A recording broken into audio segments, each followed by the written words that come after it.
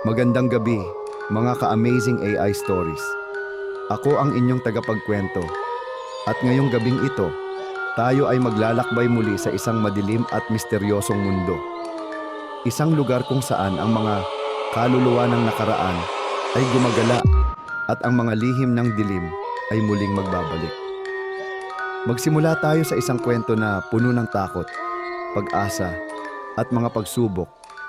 Isang kwento na magtuturo sa atin kung paano ang mga lihim ng nakaraan ay maaaring humantong sa isang bagong simula. Huwag kayong mag-alala, mga ka-amazing AI stories, sapagkat hindi kayo mag-iisa sa paglalakbay na ito.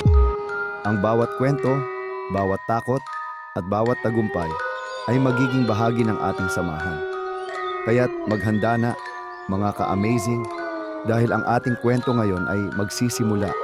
At sa bawat hakbang, siguradong kayo ay mahahati sa mga karanasang hindi ninyo malilimutan. Huwag kalimutang magbigay ng inyong mga pananaw at saloobin. Kayo, mga ka-amazing, ay bahagi ng kwentong ito. Ngayong gabi, tayo ay magkasama sa isang paglalakbay ng kaharian ng kaluluwa. Sa isang liblib na bayan sa gilid ng isang kagubatan, may isang abandonadong lumang mansyon na kinatatakutan ng lahat. Walang sino man ang naglakas loob na lumapit dito, lalo na sa gabi. Ayon sa matatanda, ang mansyon ay dating pag-aari ng pamilyang Montenegro. Mga taong ubod ng yaman, ngunit puno ng kasakiman. Isang gabi, isang malagim na trahedya ang naganap. Ang buong pamilya ay walang awang pinagpapatay. At mula noon, hindi na sila matahimik sa kanilang pagkamatay. Huwag kayong lalapit sa mansyon sa hating gabi, babala ni Aling Isabel, ang pinakamatandang residente ng bayan. Lalo na kapag narinig ninyo ang mga bulong sa hangin, sapagkat ang mga iyon ay hindi basta hangin. Sila ay mga kaluluwa ng mga nasawi, naghahanap ng bagong biktima. Ngunit hindi naniwala rito ang limang magkakaibigang sina Jomar, Lester, Trina, Carla at Dave. Napagkasunduan nilang pasukin ang mansyon bilang isang challenge, isang pagsubok upang patunayan na hindi sila natatakot. Pagdating nila sa harap ng mansyon, ramdam nila ang malamig na hangin na tila dumidikit sa kanilang balat. Ang makakapal na ulap ay unti-unting tumakip sa buwan at ang kapaligiran ay naging mas madilim. Pagpasok nila sa loob, bumungad sa kanila ang sirang muebles, mga lumang larawan na pawang nakatitig sa kanila, at alikabok na mistulang di na nagalaw sa loob ng daang taon. Habang naglalakad si Trina sa may hagdan, may narinig siyang mahina at mahaba na buntong hininga. "Guys, may narinig ba kayong..." Ngunit bago pa niya matapos ang kanyang sasabihin, bumukas ang isang pintuang dati nakasara. Napatingin silang lahat doon. Biglang sumigaw si Carla, "May anino sa loob!" Napaatras si Jomar nang makita ang isang hugis ng tao na unti-unting lumalabas mula sa dilim. Ang itsura nito ay hindi tao. Mata nitong pulang-pula. Ang bibig ay punong-puno ng matatalas na ngipin. At ang balat ay parang sunog at nabubulok. "Tumatakbo tayo!" sigaw ni Lester. Ngunit huli na. Mula sa bawat sulok ng mansyon, isa-isang nagsilabasa ng mga bangkay na naglalakad, ang mga dating may-ari ng bahay. Ang kanilang mga mata ay puno ng puot at ang kanilang mga bibig ay bumubulong ng mga salitang hindi maunawaan. Nagkahiwa-hiwalay ang magkakaibigan sa takot. Si Carla, sa kanyang pagtakas, ay nadapa sa isang sirang sahig. Bago pa siya makatayo, isang pares ng malamig na kamay ang humawak sa kanyang mga paa. Isang putol na nilalang ang gumapang mula sa ilalim ng lupa. Hinatak siya pababa. "Carla!" sigaw ni Dave. Ngunit nang kanyang lapitan ito, isang malakas na puwersa ang nagtapon sa kanya sa pader. Si Lester at Jomar ay tumakbo papunta sa pintuan. Ngunit tila may isang hindi nakikitang puwersa ang humarang sa kanila. Ang pinto ay nagsarado ng pusa at sa isang iglap, dumilim ang buong paligid. "Trina? Trina, asan ka?" sigaw ni Jomar. Ngunit ang sagot ay Hindi ang tinig ni Trina, kundi isang malalim at nakagigimbal na boses. Kayong lahat ay hindi na makakalabas. Sa isang iglap, ang kanilang katawan ay pinilipit ng hindi nakikitang puwersa. Napuno ng sigaw ang buong mansyon. Kinabukasan, natagpuan na lang ang kanilang mga katawan sa harapan ng mansyon. Wala nang buhay. Ang mga mata ay nakadilat sa takot at ang kanilang mga mukha ay tila binaluktot ng matinding pagdurusa. Mula noon, may panibagong mga multo na namamahay sa lumang mansyon. At tuwing hating gabi, may mga bulong na maririnig sa hangin. Mga tinig ng mga nawalang kaluluwa, naghihintay ng mga bagong biktima. At ikaw, handa ka bang bumisita sa kanila? Makalipas ang isang linggo mula nang matagpuan ang bangkay ng 5 magkakaibigan sa harap ng lumang mansyon, bumalot ang takot sa buong bayan. Marami ang nag-akala na gawa ito ng mga halimaw sa loob ng bahay. Ngunit may iilan na hindi kumbinsido. Isa na rito si Marlon, ang nakatatandang kapatid ni Jomar. Hindi ako makakapayag na mamatay si Jomar nang walang dahilan. Galit na sigaw ni Marlon habang kausap si Ellie, ang matandang manghuhula sa bayan. Huwag mong gagawin niyan, iho, babala ni Ellie. Ang mansyon ay hindi pangkaraniwang bahay. Isa itong patibong para sa mga kaluluwang naliligaw. Ngunit matigas ang ulo ni Marlon. Kasama ang 3 kaibigan niya, Brian, Dexter, at Linda. Nagpasya silang bumalik sa mansyon para alamin ang katotohanan. Dapit hapon pa lang ay narating na nila ang mansyon. Binuksan nila ang pintong kahoy na tila sumisigaw ng kalawang sa bawat galaw. Pagkapasok nila, agad nilang amaoy ang mabahong singaw ng bulok at dugo. Sigurado ba tayo rito? Tanong ni Linda na halatang takot. Hindi tayo pwedeng umatras. Kailangan nating malaman kung anong nangyari kina Jomar, sagot ni Marlon. Habang iniikot nila ang mansyon, napansin nilang may kakaibang mga marka sa sahig. Parang mga lumang ukit ng mga simbolo ng demonyo. Biglang, bang! Isang malakas na ingay ang pumuno sa buong bahay, kasabay ng pagsara ng pinto. Walang lalabas sa inyo, isang malamig na boses ang bumulong sa kanilang likuran.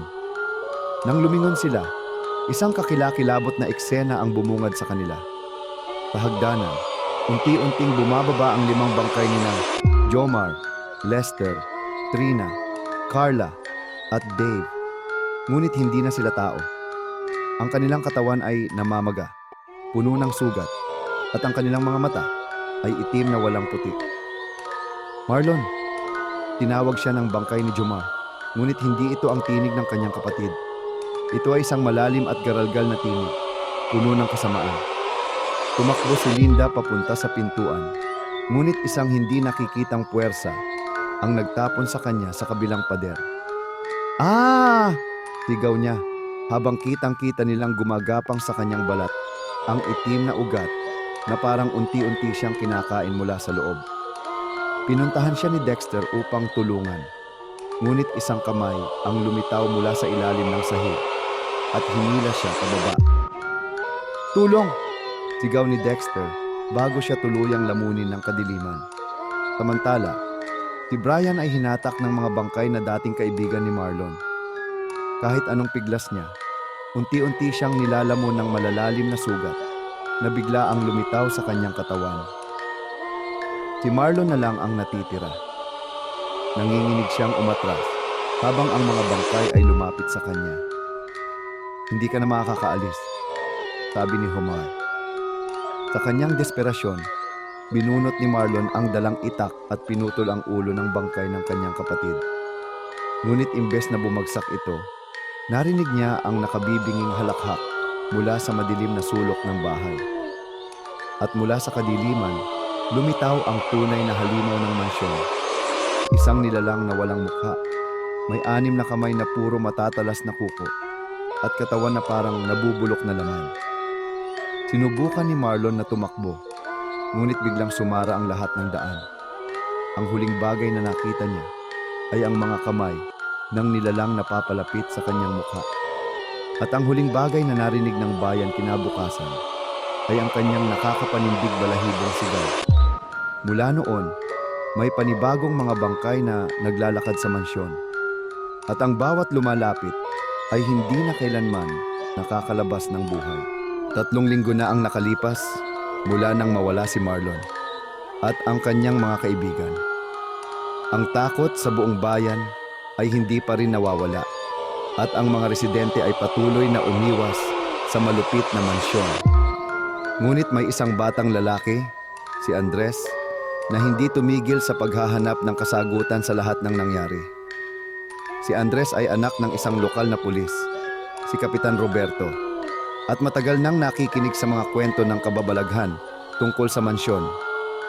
Palibhasa ay likas na mausisa, hindi siya naniwala sa mga kwentong ang mansyon ay tahanan lamang ng mga multo. Kailangan niyang malaman kung ano talaga ang nangyayari sa lugar na iyon. Dad, kailangan ko ng tulong niyo. Humiling si Andres kay Kapitan Roberto habang binabaybay nila ang maliit na kalsadang patungo sa mansyon. Hindi ko kayang pabayaan na lang ang mga nawala. Anak, hindi mo dapat tinatangkilik ang mga kabaliwan, sagot ng kanyang ama. Ngunit hindi nakaligtas sa kanya ang pagkabalisa sa kanyang mga mata.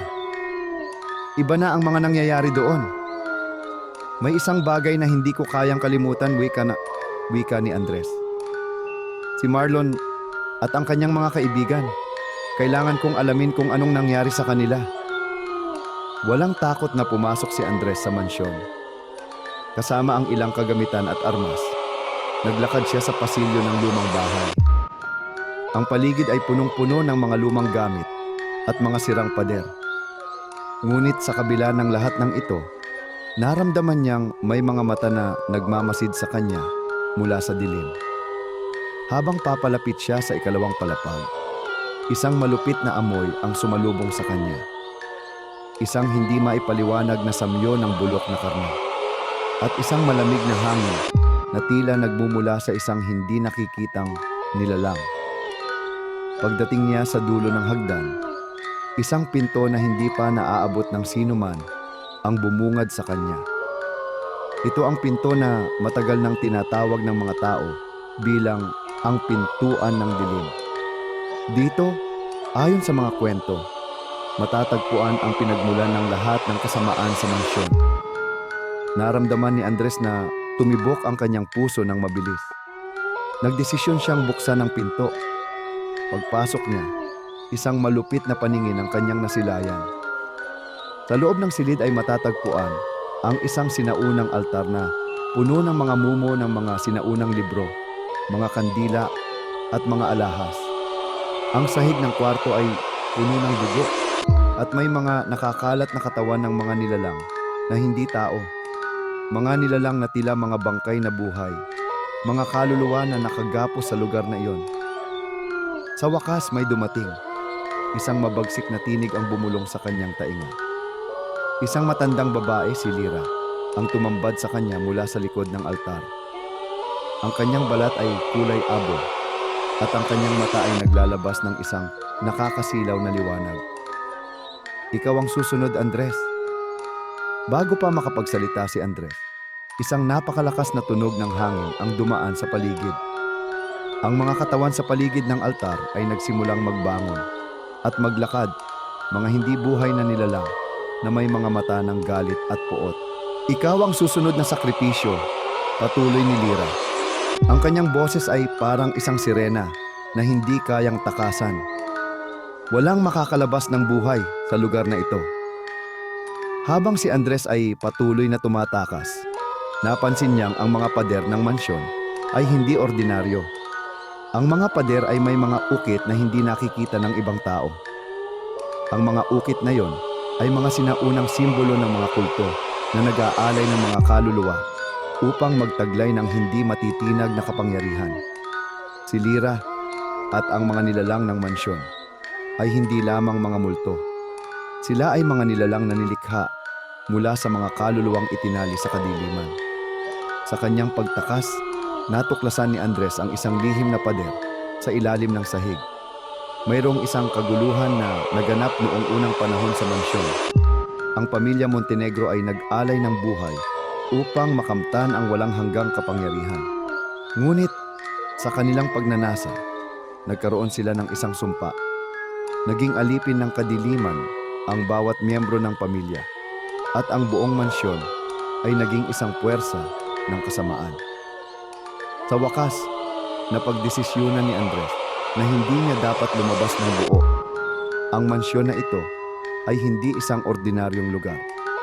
Itong ang tahanan ng mga kaluluwang nasa huli ay walang hangganan ang pagkabilanggo. Nang sumikat ang araw kinabukasan, walang bakas ng batang si Andres. Wala ring natagpo ang katawan. Ang mga tao sa bayan ay nagpatuloy sa kanilang buhay.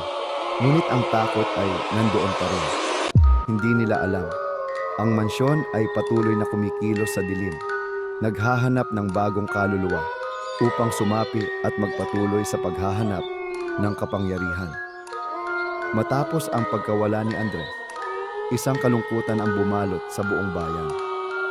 Ang mga tao ay nagsimulang magsalita ng mas madalas tungkol sa mga kababalaghan sa mansyon. Ngunit marami ang nagtakip ng kanilang mga mata. Hindi handang aminin na hindi nila kayang labanan ang kasamaan na nagmumula roon. Ang mga kwento ni Andres at ng mga naunang biktima ay nagpatuloy sa hangin, tulad ng mga pabalik-balik na sigaw na hindi matahimik. Ngunit isang gabi, isang hindi inaasahang bisita ang dumating sa bayan. Si Victor, isang misteryosong binata na walang kilalang kamag-anak, ay dumating sa bayan sa isang kakaibang pagkakataon. Ayon sa kanya, siya ay isang historian na nag-aaral ng mga sinaunang kababalaghan at itinataguyod ang paghanap sa mga nawawalang kaluluwa. Hindi nagtagal, nakatagpo siya ng isang pahiwatig sa mga sinaunang teksto na nagsasaad ng isang lihim na nakatago sa ilalim ng mansyon ng Montenegro. Ang mga kaluluwang na nakakulong sa mansyon ay hindi ordinaryo. Paliwanag ni Victor sa isang gabi habang nagsisiksika ng ilang tao sa lokal na tavern. Ito ay mga nilalang na nilikha mula sa kasakiman at masamang ritual. Ang mga taong ito ay pwedeng mabuhay muli, ngunit kailangan nilang maghain ng bagong kaluluwa upang makabalik sa kanilang katawan. Ang kanyang kwento ay nagbigay ng bagong liwanag sa misteryo ng mansyon. Ayon kay Victor, sa ilalim ng mansyon ay may isang lihim na ritual na hindi natapos. Ang pamilya Montenegro ay gumawa ng isang kasunduan sa isang ancient entity, isang nilalang mula sa kadiliman upang makuha ang walang katapusang kapangyarihan. Ngunit nang hindi natupad ang mga kondisyon ng kanilang alok, ang buong pamilya ay nabaon sa sumpa at naging bahagi ng mga nilalang na naglalakad sa dilim. Nagpasya si Victor na pumunta sa mansyon upang tapusin ang hindi natapos na ritual at maputol ang sumpa ng mga kaluluwa. Kasama niya si Ellie, ang manghuhula na naging matagal ng kaibigan ng pamilya Montenegro at nakakaalam ng mga lihim ng kanilang kasaysayan. Hindi mo kayang labanan ng mga nilalang doon, babala ni Ellie. Iba na ang kanilang kapangyarihan. Kung susubukan mong tanggalin ang sumpa, baka maging isa ka sa kanila. Ngunit hindi alintana ni Victor ang babala. Isang gabi, sa dilim ng gabi, naglakbay sila patungo sa mansyon. Nagdala sila ng mga sinaunang simbolo, mga saksi, at mga kagamitan na magagamit nila sa ritual ng pagpapalaya. Pagdating nila sa mansyon, ang mga pader ay tila gumagalaw at ang mga mata ng mga lumang larawan ay kumikislap, parang buhay na nanonood sa bawat galaw nila. Ang hangin ay malamig at mabigat. Ang bawat hakbang nila ay bumabalik sa mga nakaraan ng kasakiman at pagsubok. Ang ritual ay magsisimula sa ilalim ng altar, sinabi ni Ellie. Ang kanyang boses ay puno ng kaba.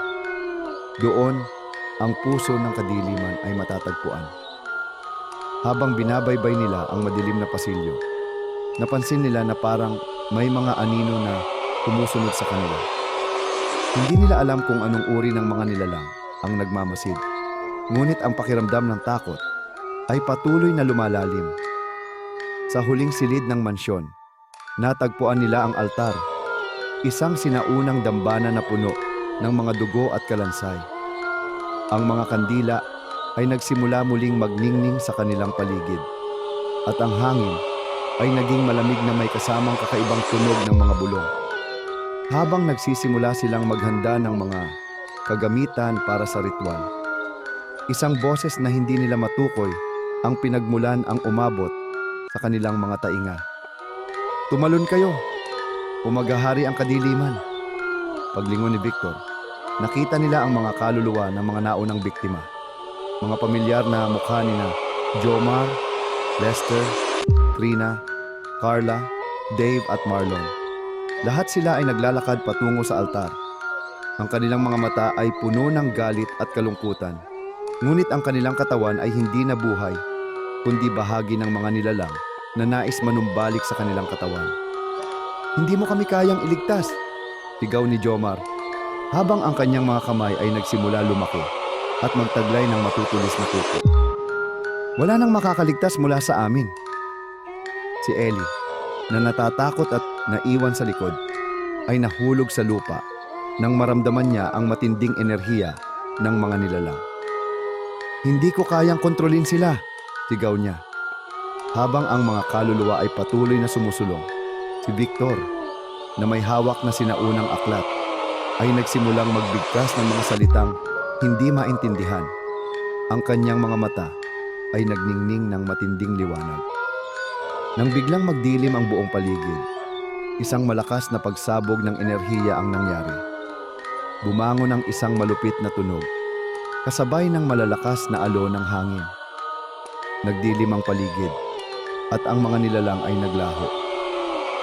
Sa gitna ng lahat ng ito, nakita ni Victor ang liwanag na sumikmula sa altar. Isang nilalang na may matalim na mga mata at puno ng kapangyarihan ang lumitaw mula sa dilim. Ang nilalang na naging sanhi ng lahat ng kasamaan. Ngunit bago siya tuluyang mahulog sa kadiliman, si Victor ay sumigaw. "Walang-walang katapusan. Magtatagumpay ang liwanag sa dilim." Ang lahat ng nangyari ay nauurong at ang mansyon ay bumalik sa katahimikan. Ngunit sa kabila ng lahat ng ito, si Victor ay nawawala. Wala siyang natagpuang katawan, ngunit naririnig pa rin ang bulong ng mga kaluluwa sa hangin. Si Ellie, na nabubuhay pa, ay iniwan ng bayan na hindi na kailanman nagbalik. Ang mansyon ay muling naging madilim, at ang kwento ng mga kaluluwa ng Montenegro ay patuloy na maghahanap ng bagong biktima. 3 buwan na ang lumipas mula nang maglaho si Victor at ang mga kaluluwa sa mansyon. Bagamat wala nang nagsimulang magtangkang pumasok sa lugar, ang takot ay patuloy na umiral sa buong bayan. Lahat ng tao ay nagpatuloy sa kanilang buhay, ngunit may isang lihim na nanatili sa ilalim ng dilim ng mansyon. Si Detective Carla Rivera, isang batikang investigador mula sa kalapit na lungsod, ay dumating sa bayan upang siyasatin ang mga hindi malutas na kasong nauugnay sa mansyon. Sa kanyang mga taon ng serbisyo, hindi siya natatakot sa mga kwento ng kababalaghan, ngunit may kakaibang puwersa sa lugar na hindi niya kayang ipaliwanag. "May mga bagay na hindi natin kayang tanggapin," sinabi ni Carla sa kanyang kasama, si Lieutenant Julio, habang pinagmamasdan nila ang mansyon mula sa malayo. "Kailangan nating siyasatin ito.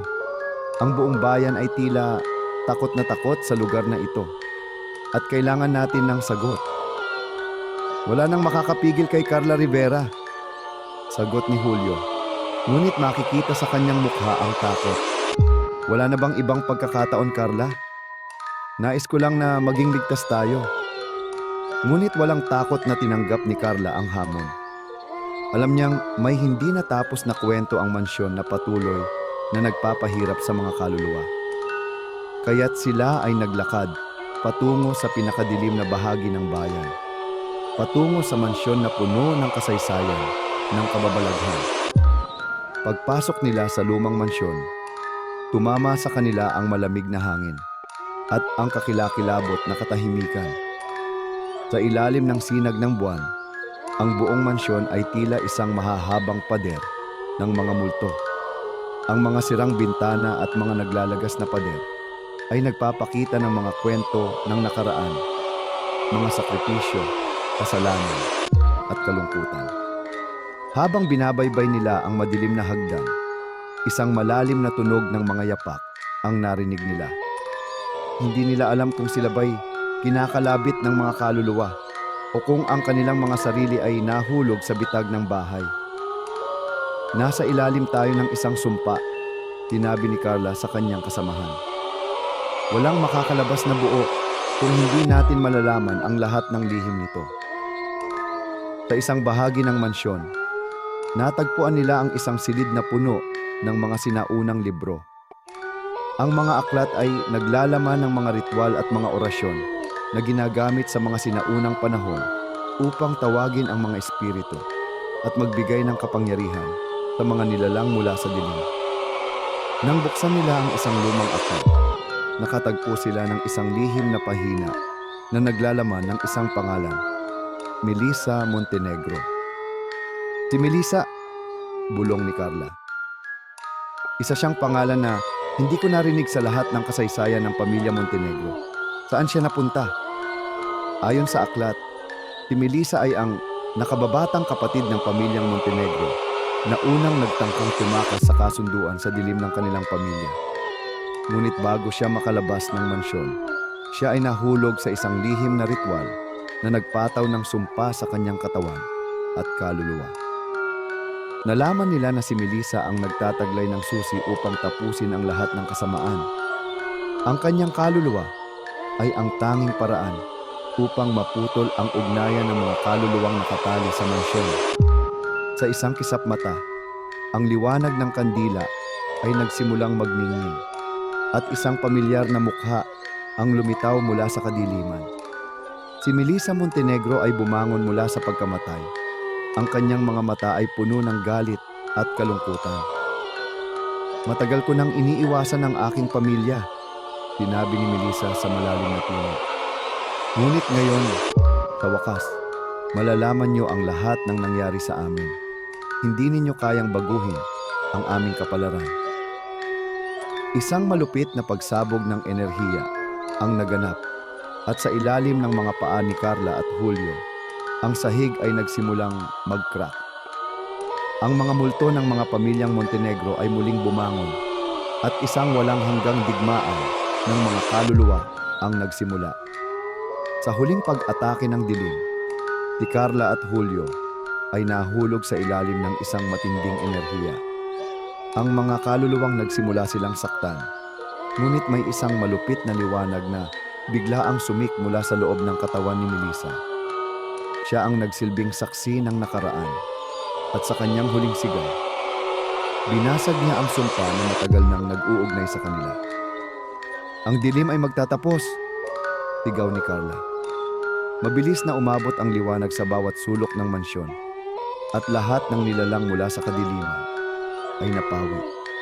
Si Melissa ay naglaho at sa kanyang huling sigaw, ang buong mansyon ay napuno ng kapayapaan. Nang magising si Carla at Julio, ang mansyon ay tahimik na. Ang mga kaluluwa ay tuluyan nang nawala at ang buong bayan ay muling nagkaroon ng pag-asa. Ngunit ang tanong ni Carla ay hindi pa rin natugunan. Ang mansyon ba ay tunay na tapos na? O ito ba'y maghihintay ng iba pang kaluluwa upang muling buhayin ang dilim? Sa kanyang mga mata, siya ay tiyak. Ang kwento ng mansyon ay hindi pa tapos.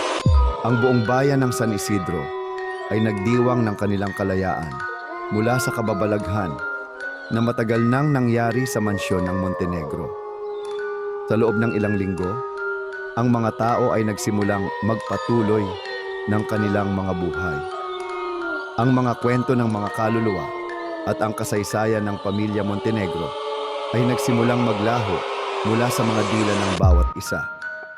Ngunit sa kabila ng panandaliang kapayapaan, isang bagong panganib ang nagbabadya. Ang Detective Carla Rivera, bagamat matagumpay na nalutas ang misteryo ng mansyon, ay nararamdaman na may kulang sa kanyang buhay. Hindi siya makapaniwala na ang mga kaluluwang napalaya ay hindi talaga ganap na tapos sa kanilang paghihiganti. May isang bagay na hindi pa siya nakikita, isang hindi nakikitang puwersa na patuloy na nagmamasid mula sa malayo. Isang gabi, habang nagsusuri si Carla ng mga ulat sa kanyang opisina, isang kakaibang tao ang dumating. Si Alexandra Montenegro, isang babaeng may hitsurang malupit at puno ng lihim, ay dumating upang magsimula ng isang paghahanap sa nakaraan. "Ako si Alexandra. Apo ako ni Melissa Montenegro," sinabi niya kay Carla. Ang kanyang mata ay naglalaman ng kalungkutan. "May mga bagay na kailangan kong malaman tungkol sa aking pamilya. At natutunan ko na ang kwento ng aking lolo at lola ay hindi natapos sa mansyon. Kailangan ko ng tulong mo." Ang pangalan ni Alexandra ay nagbigay ng pahiwatig kay Carla na may isang bagong bahagi ng kwento na hindi pa nalalaman. Isang bagong piraso ng kababalaghan na nagtatago sa dilim at nagpapalakas sa mga kaluluwa ng Montenegro. Ang mga kaluluwang iyon ay hindi tunay na napalaya, wika ni Carla, na nagsimulang magsaliksik ng mas malalim. May isang bagay na kulang at hindi natin ito kayang iwasan. Pumayag si Carla na tumulong kay Alexandra. Isinama nila ang ilang kagamitan, mga aklat ng sinaunang kasaysayan, at mga simbolo na ginagamit sa mga ritual. Naglakbay sila patungo sa isang lihim na lugar, isang simbahan na itinaguyod noong unang panahon. Isang lugar na iniwasan ng mga tao sapagkat maraming hindi maintindihang pangyayari ang nangyari doon.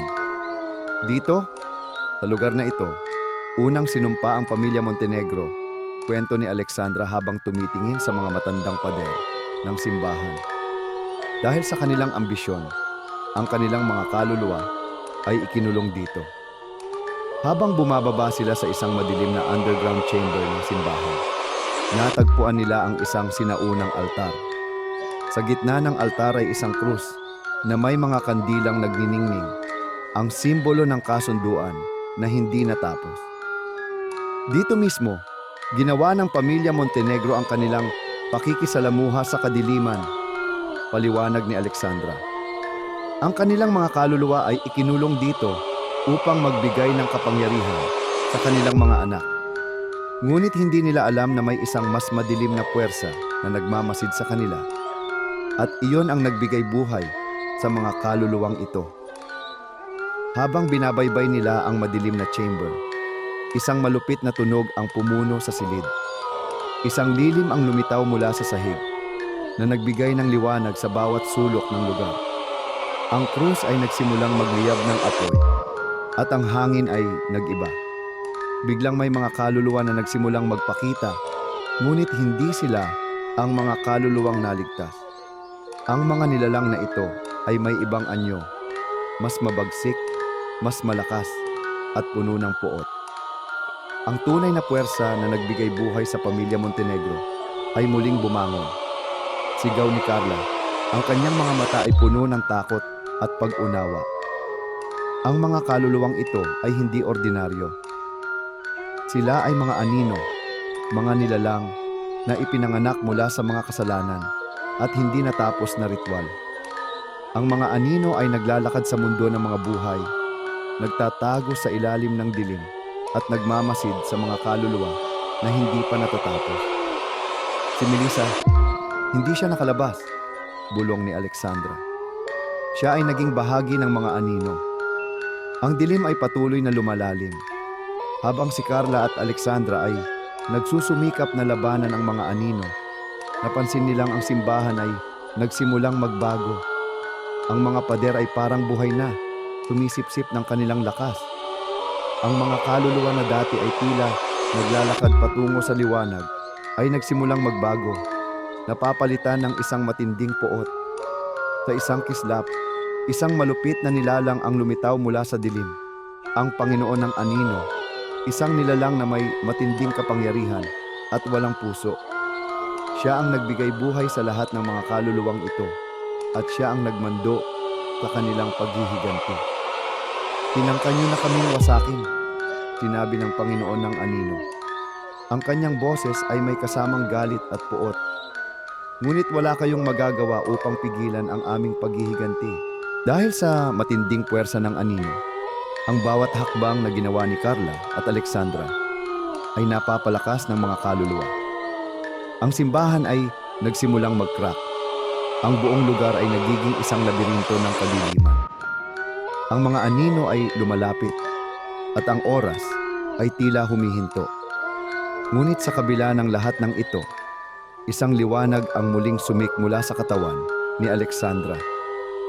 Ang huling saksi ng pamilya Montenegro ay nagbigay ng kanyang lakas upang harapin ang pinakamalupit na nilalang. Si Carla ay nakatulong gamit ang mga sinaunang simbolo upang ihiwalay ang mga kaluluwa mula sa kanilang katawan at maputol ang ugnayan ng mga anino. Sa isang huling sigaw, naglaho ang Panginoon ng anino. Ang simbahan ay bumagsak sa dilim at si Alexandra ay nawala. Ang kanyang katawan at kaluluwa ay napawi mula sa lugar ng kasalanan. Ang buong bayan ng San Isidro ay nagising sa pag-asa, ngunit si Carla ay nagpatuloy sa kanyang pag-iisa. Alam niyang hindi pa tapos ang kwento ng mansyon ng Montenegro. Sa kabila ng lahat ng labanan at sakripisyo, alam niyang may isang bagay pa sa dilim na hindi natapos. Ang anino ay hindi patunay na nawasak at maghihintay sila hanggang sa muling dumapo sa lupa ng San Isidro. Isang taon na ang lumipas mula nang magtamo ng pansamantalang kapayapaan ang bayan ng San Isidro. Ngunit si Detective Carla Rivera, na naging simbolo ng pag-asa sa bayan, ay hindi pa rin nakakalimot sa mga kaganapang naganap sa mansyon ng pamilya Montenegro. Sa bawat gabing dumaan, ang mga anino at kababalaghan ay patuloy na bumabagabag sa kanyang mga panaginip. Si Alexandra Montenegro na sana'y nakatulong na tapusin ang lahat, ay naglaho ng walang trace. Sa kabila ng mga tagumpay sa mga nakaraang laban, naramdaman ni Carla na ang kaluluwa ni Alexandra, tulad ng mga naunang kaluluwa ng pamilya Montenegro, ay nanatili pa rin sa mundo ng mga buhay. Habang nagsasagawa si Carla ng isang regular na investigasyon sa bayan, napansin niyang isang serye ng mga hindi maipaliwanag na pagkawala ang nagsimula. Mga tao na dati ay tahimik na naninirahan sa bayan ay bigla na lamang nawawala. Hindi na rin matukoy ang pinagmulan ng mga pangyayaring ito. Sa kabila ng mga kababalaghan na naganap sa mansyon, nagpatuloy ang mga tao sa kanilang mga buhay. Ngunit may mga hindi nakikitang puwersa na gumugulo sa kanilang isip. Isang misteryosong nilalang na may nakakasilaw na mata ang nagsimulang magpakita sa mga kalsada. At isa na namang kwento ang nagsimula. Isang grupo ng mga tao na tinatawag nilang mga Iluminado ang nagsimulang magpakalat ng usap-usapan tungkol sa isang bagong pagkabuhay. Ayon sa kanilang mga lider, mayroong isang sinaunang kasunduan na hindi natapos at ang mga anino mula sa nakaraan ay muling magbabalik upang manghuli ng mga kaluluwa. Ang kanilang layunin ay muling buhayin ang mga puwersang may kontrol sa nakaraan, ang anino na hindi natapos sa mga nakaraang laban. Ang Simon de Vera, leader ng Iluminado, ay nag-anyaya kay Carla upang talakayin ang kanyang mga natuklasang impormasyon. Si Simon ay isang misteryosong tao na may kaalaman sa mga lihim na matagal nang itinagong kasaysayan. Ang mga kaluluwa ng Montenegro ay hindi natapos, sinabi ni Simon habang binabaybay nila ang isang abandonadong simbahan. Ang mga anino na nilabanan ni Alexandra ay muling babangon at ang kanilang kapangyarihan ay magsisimulang mag-ulan ng dilim sa San Isidro. Kailangan mong malaman ang buong katotohanan. Sa kanyang mga pagsasaliksik, natuklasan ni Carla na ang kasunduan ng pamilya Montenegro ay hindi lang basta kasunduan ng mga kaluluwa, kundi isang uri ng ritual ng pagbabago. Isang pagninilay upang muling ipanganak ang isang puwersa na hindi kayang labanan ng karaniwang tao. habang ang mga Iluminado ay nagtipon sa isang lihim na seremonya upang gisingin ang puwersang nakatago. Isang bagong panganib ang nagsimulang umusbong mula sa dilim. Isang malupit na tunog ng paglabas ng enerhiya ang bumasag sa gabi at mula sa mga pader ng simbahan, nagsimula ang pagbabalik ng mga anino. Carla at Simon, pati na rin ang ilang miyembro ng Iluminado, ay tumakas palabas ng simbahan nang makita nilang ang mga pader ay naglalabas ng mga matang kumikislap sa dilim, mga kaluluwang nawala sa nakaraan, mga multong may mga anyong hindi pa naipaliwanag. Muling sumabog ang dilim at ang mga kaluluwa ng Montenegro sa ilalim ng utos ng Panginoon ng Anino ay muling nagbalik upang maghasik ng takot. Ngunit may mga pagbabago. Hindi na sila mga ordinaryong kaluluwa. Ang mga anino ay nagiging buhay na nilalang. Mga nilalang na may sariling puwersa at mga layunin. Ang mga Iluminado, sa kabila ng kanilang mga ritual, ay hindi kayang pigilan ang muling pagbabalik ng mga anino. Si Carla, kasama si Simon, at ang natitirang mga miyembro ng Iluminado, ay nagtangkang pigilan ang anino ng mga kaluluwa mula sa paghihiganti. Isang malupit na labanan ang naganap. Ang mga anino ay nagsimulang magtago sa bawat sulok, sinusubukang ubusin ang kanilang mga kalaban.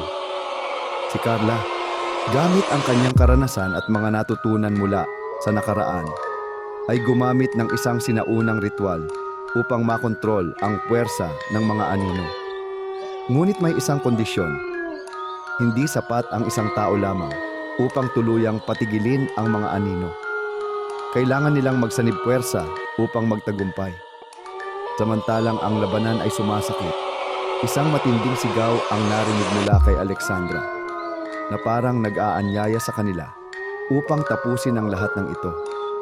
Ang kanyang kaluluwa ay naging ang huling sandigan upang magpatuloy ang laban. Sa huling sigaw ng pagsasama, ang mga anino ay unti-unting naglaho sa ilalim ng liwanag na pinangunahan ni Carla at Alexandra. Ngunit bago ganap na maglaho ang dilim, isang bagay na hindi nila inaasahan ang naganap. Si Simon ay nalamang nagbago.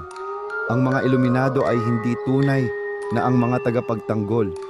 Sila ay bahagi ng isang mas malaking plano upang muling buhayin ang dilim.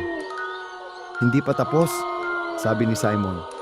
Ang kanyang mga mata ay kumikislap na may dilim sa loob.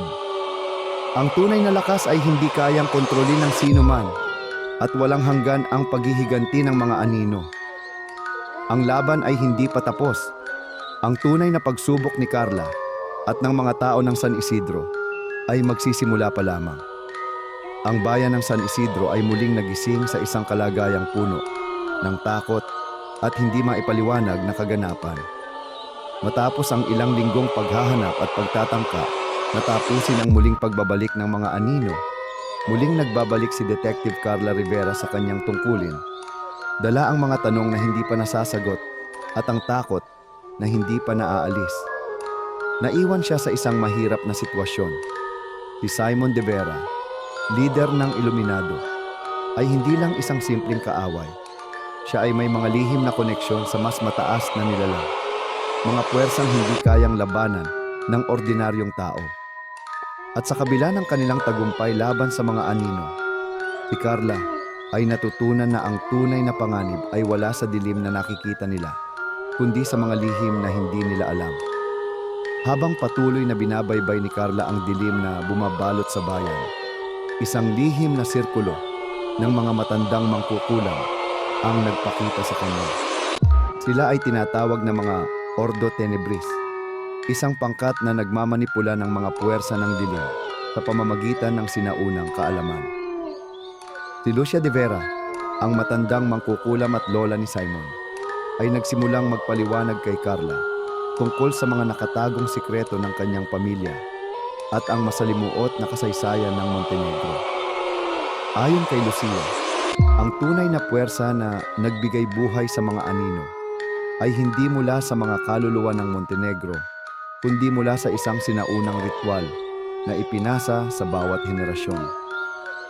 Ang mga anino, Carla, ay hindi basta kaluluwa lamang, sabi ni Lucia. Ang kanyang mga mata ay puno ng nakatagong kaalaman. Sila ay mga tagapangalaga ng isang puwersa na may layuning baguhin ang buong mundo. Sila ang nagpapatuloy sa likod ng mga kasunduan, ang mga makapangyarihang nilalang na hindi natin kayang kontrolin. Ang mga saloobin at kaalaman ni Lucia ay nagbigay ng bagong pag-unawa kay Carla.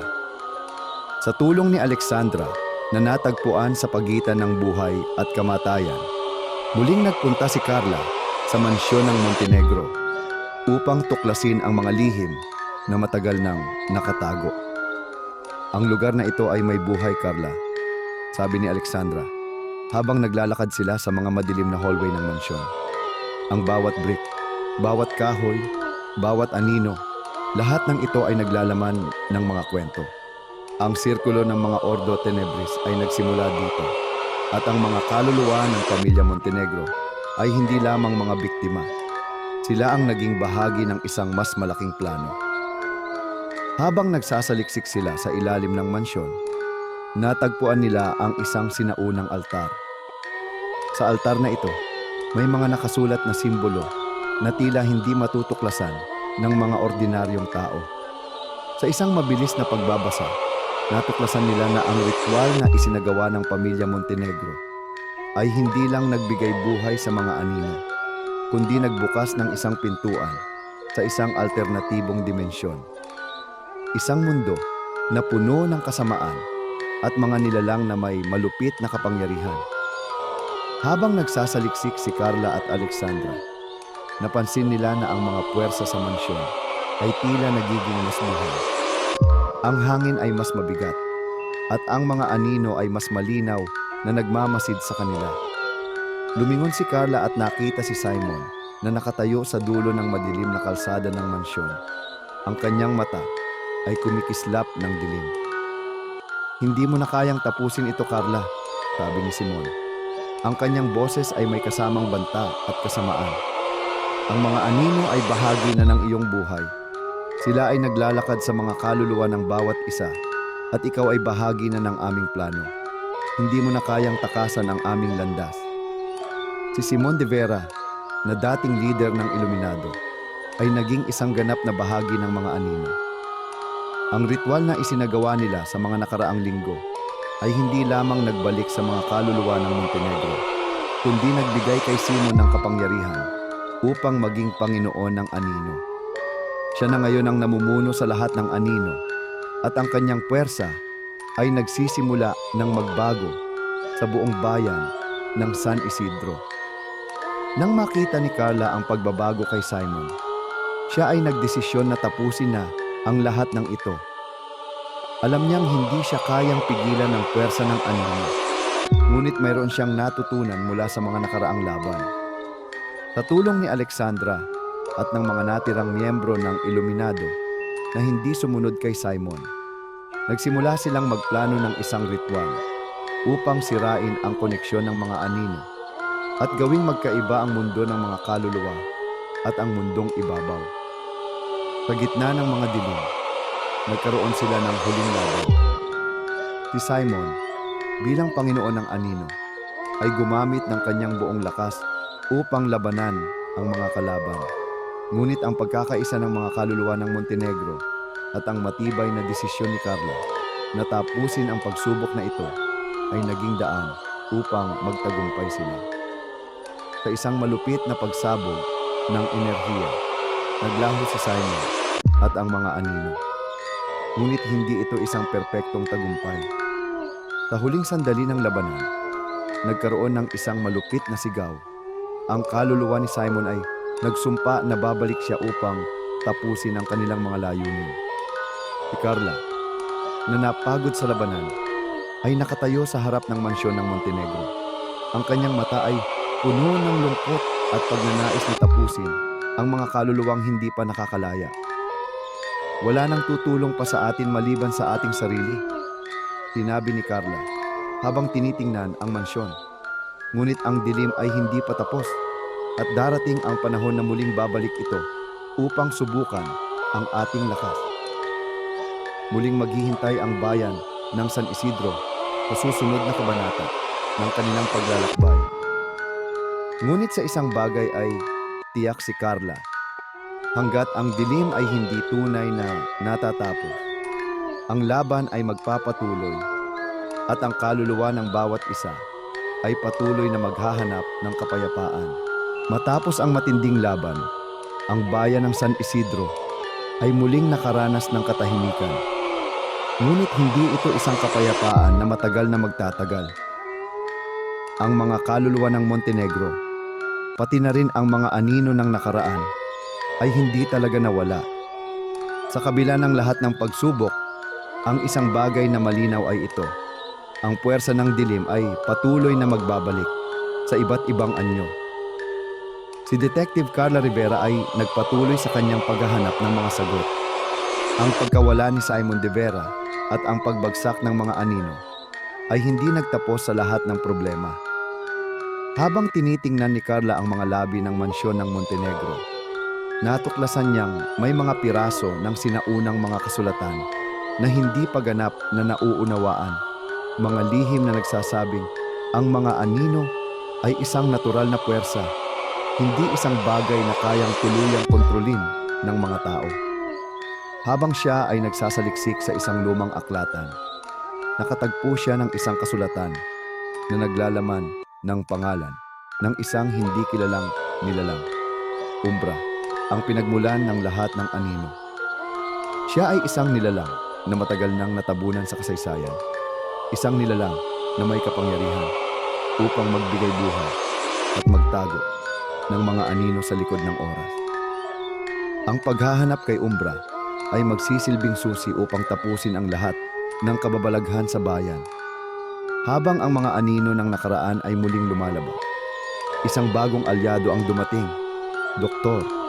Alicia Rivera, isang eksperto sa okultismo at isang researcher ng sinaunang mga ritual. Siya ay isang kaanak ni Carla at sa kabila ng pagiging isang abogada ay may lihim na kahusayan sa mga misteryosong agham at kaalaman. Dumating siya upang magbigay tulong sa huling laban sa dilim na patuloy na bumabalik. Ang mga anino ay may kakayahang magbago ng anyo, sabi ni Doktor Alicia habang nagsasaliksik sa mga sinaunang aklat na nahanap ni Carla.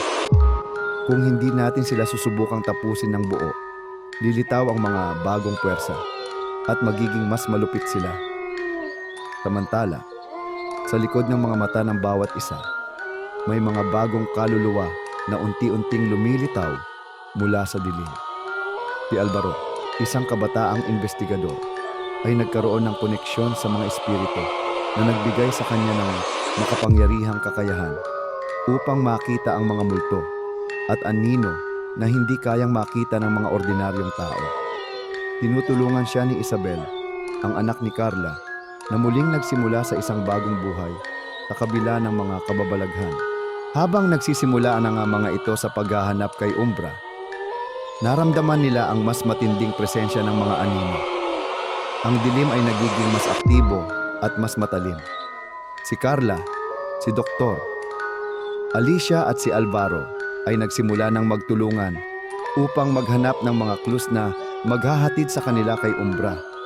Ngunit sa tuwing susubukan nilang mag-imbestiga, tila ba ang bawat hakbang nila ay binabaybay nila ang isang walang katapusang labirinto ng mga kababalaghan. Isang gabi, habang nasa isang abandonadong simbahan si Carla, siya ay tinawag ng isang tinig na pamilyar at puno ng kalungkutan. Si Simon de Vera ay muling lumitaw sa kanyang harapan. Ngunit hindi na siya ang dating Simon na kilala ni Carla. Ang kanyang mata ay puno ng dilim at ang kanyang katawan ay nagsisimula ng magbago na parang siya ay isang sagisag ng mga anino mismo. Ang lahat ng nangyari ay bahagi lamang ng isang mas malupit na laro. Carla, sabi ni Simon. Ang kanyang mga salita ay may kasamang masalimuot na enerhiya. Ang Umbra ay hindi isang nilalang na makikita sa pisikal na anyo. Siya ay nasa bawat anino, sa bawat sulok ng mundo. Kami, ang mga anino, ay hindi isang puwersang matatalo. Kami ang mga kaluluwa ng mundong ito. Dahil sa takot at hirap ng bawat isa, nagdesisyon si Carla na muling magtulungan sila upang tapusin ang lahat ng ito at palayain ang bayan ng San Isidro mula sa paghahari ng mga anino.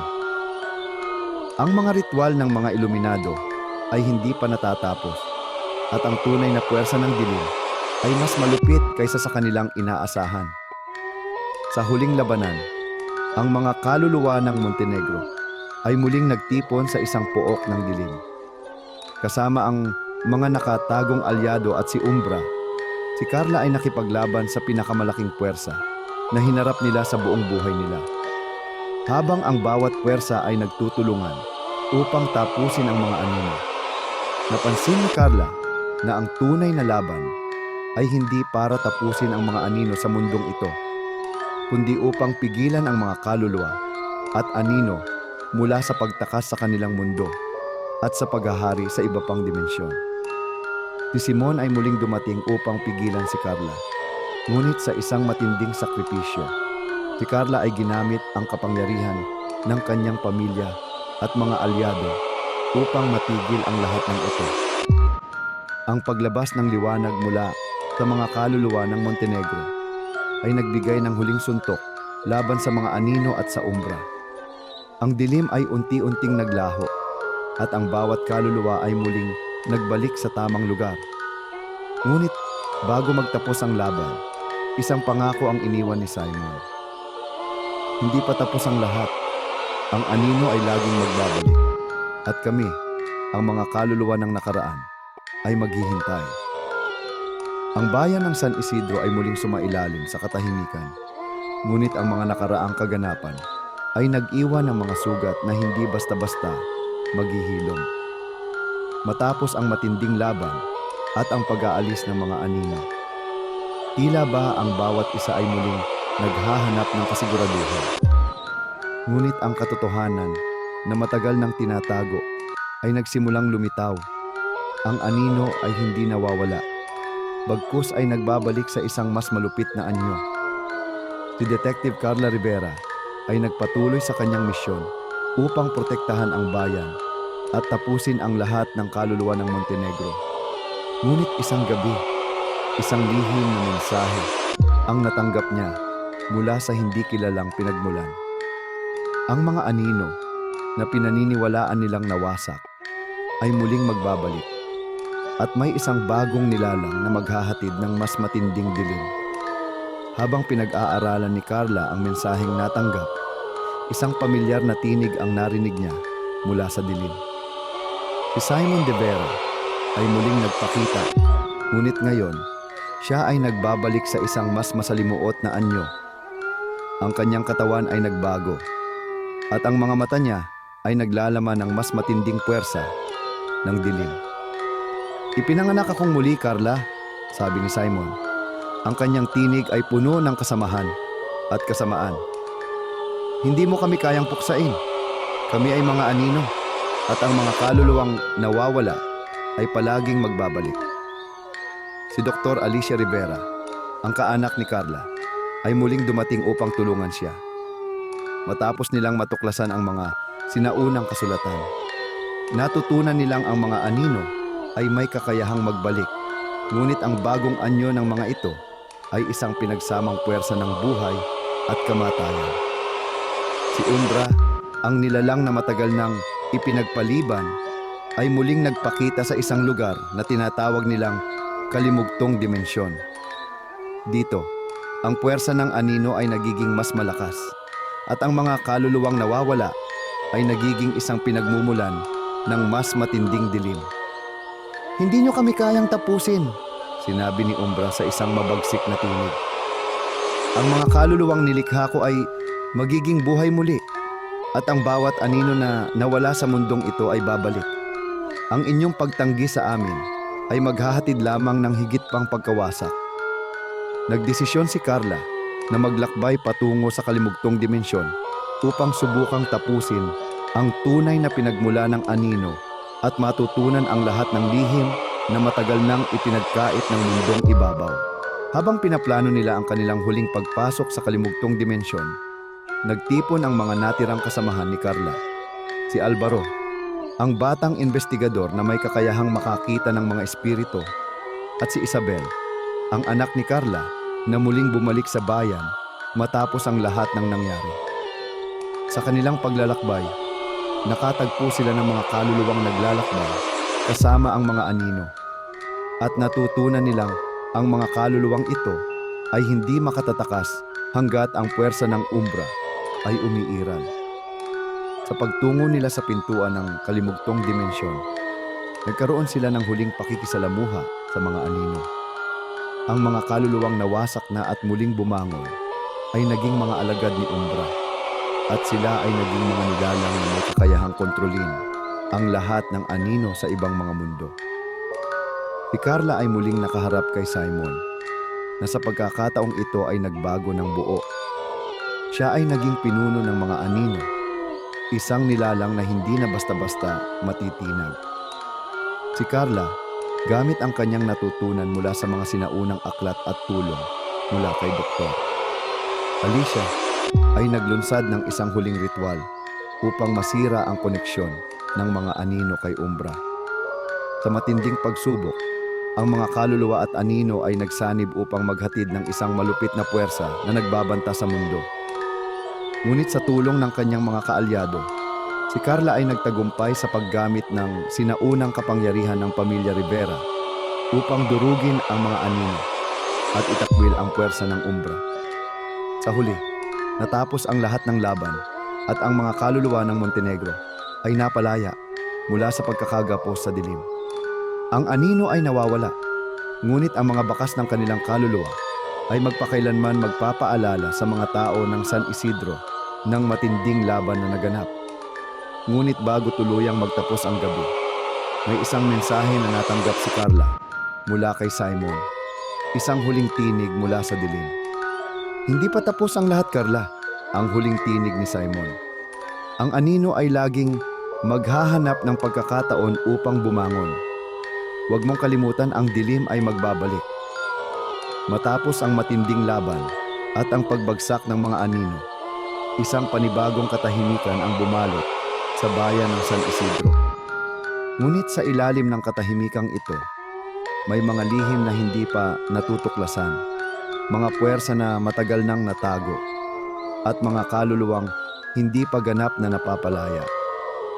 Si Carla Rivera at ang kanyang mga alyado ay muling nahaharap sa isang hamon, ang lihim na nakatago sa mga anino at ang tunay na pinagmula ng mga puwersa ng dilim.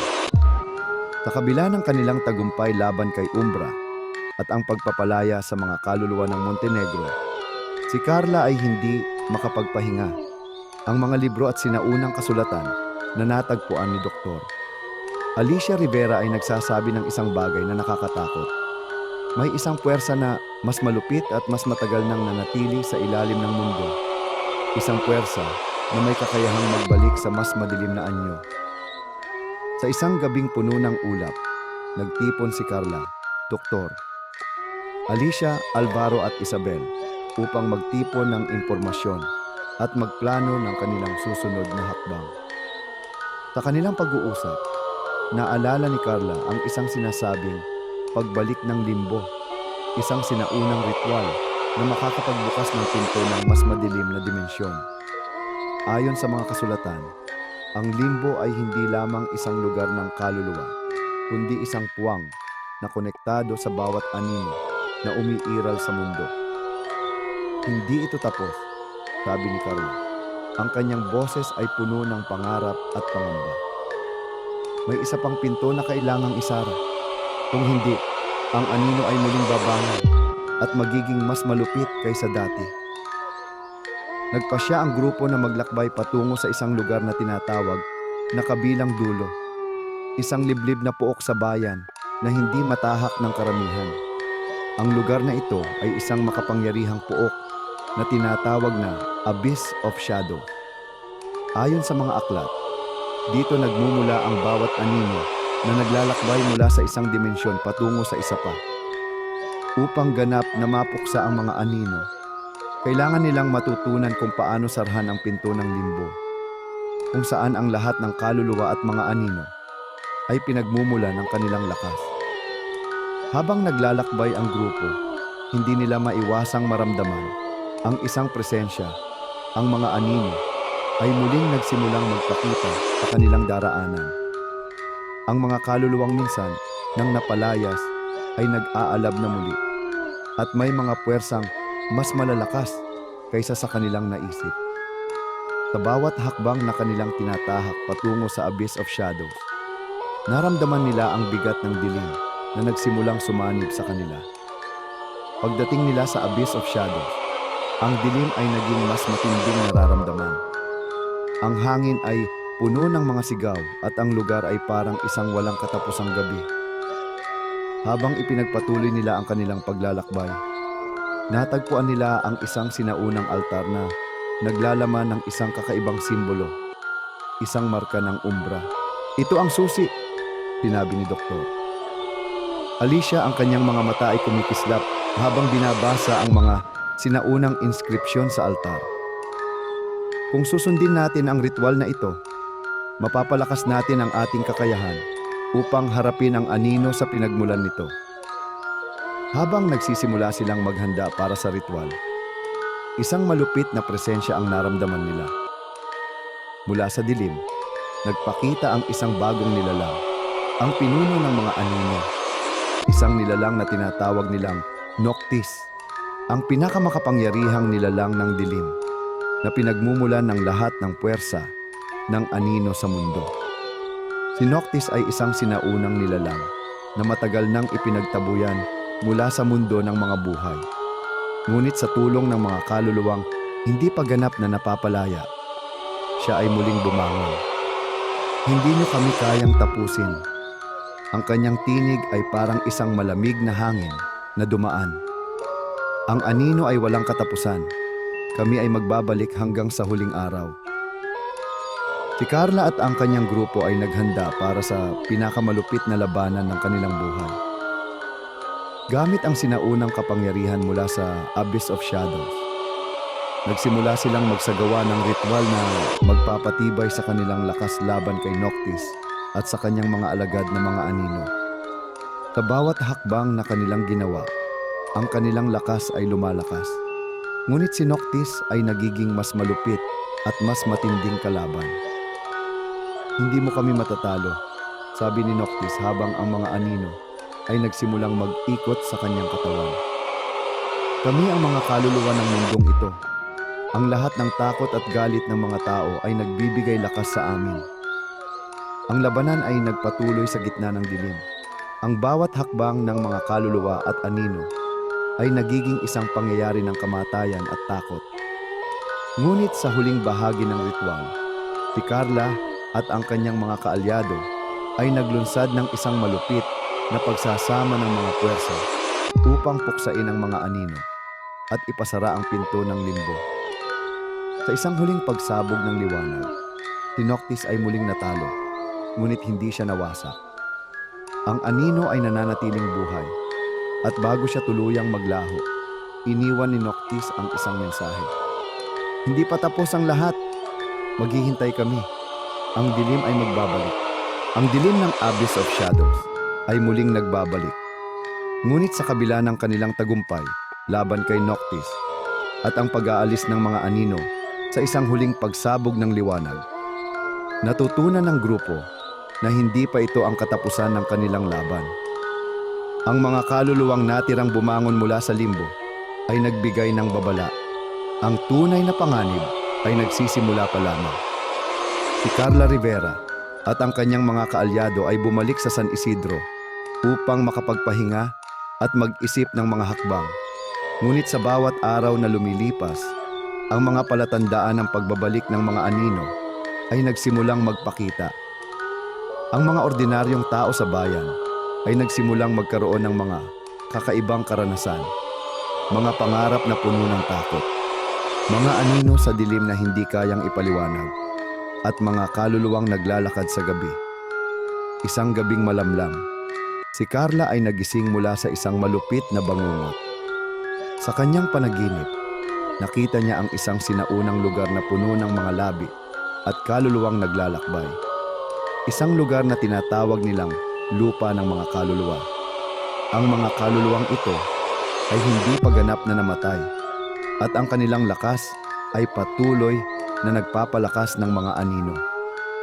Sa kanyang mga mata, nakilala niya ang mga nilalang na tinatawag na eclipses, mga kaluluwang hindi kayang magpatawad at may kapangyarihang pumatay at magtulak ng takot sa mundo ng mga buhay.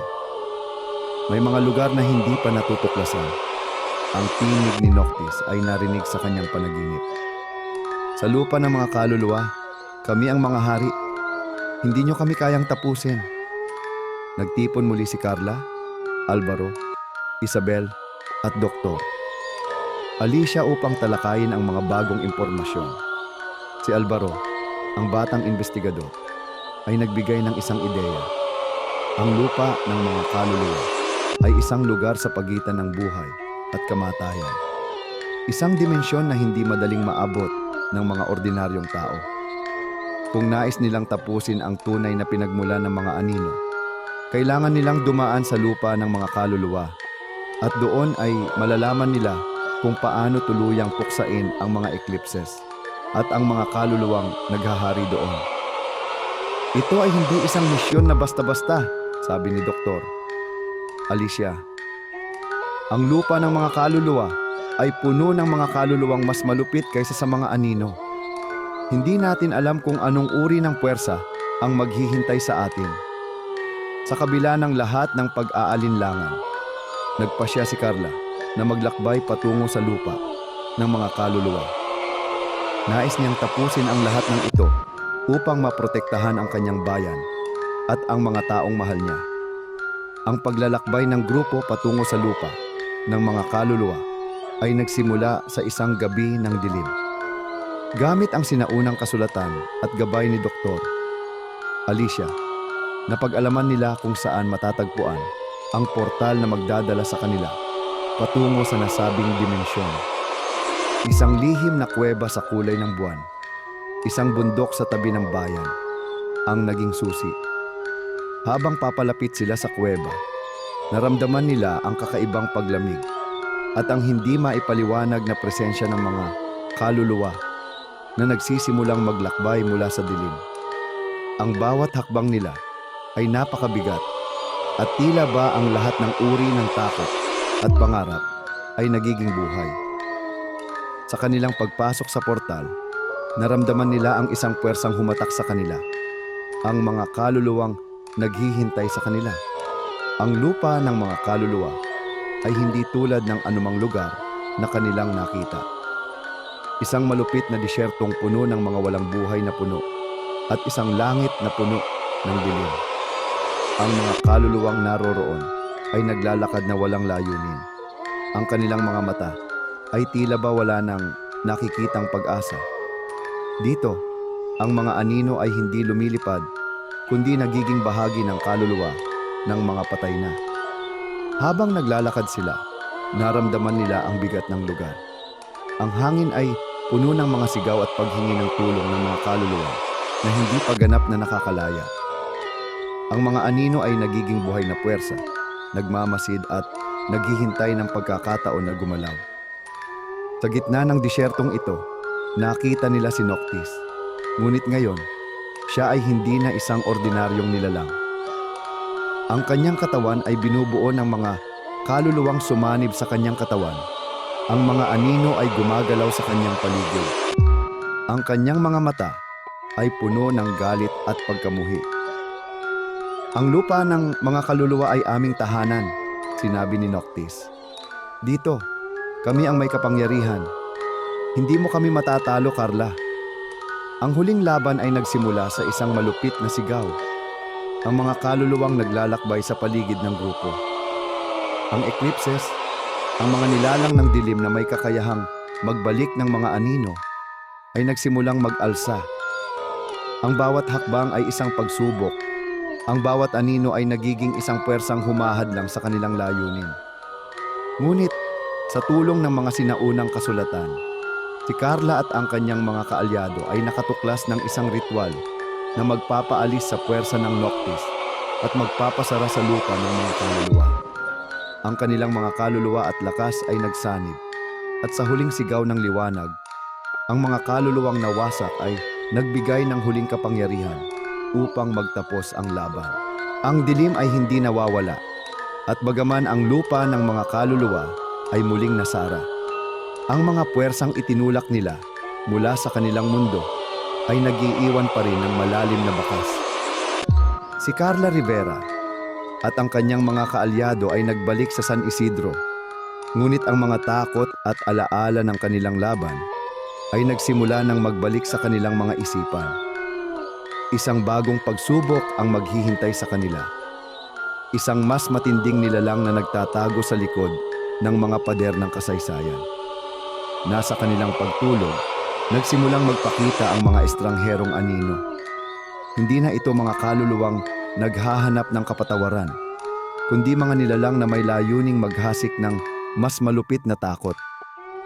Ang bawat tao sa bayan ay nagsimula ng maramdaman ang hindi mailarawang takot na muling nagsimulang umalulong sa kanilang kaluluwa. Mga bangungot na mas matindi, mga kaluluwang tinutukso ng mga malupit na anino. Si Carla ay nakaramdam ng isang kakaibang presensya sa loob ng kanyang bahay.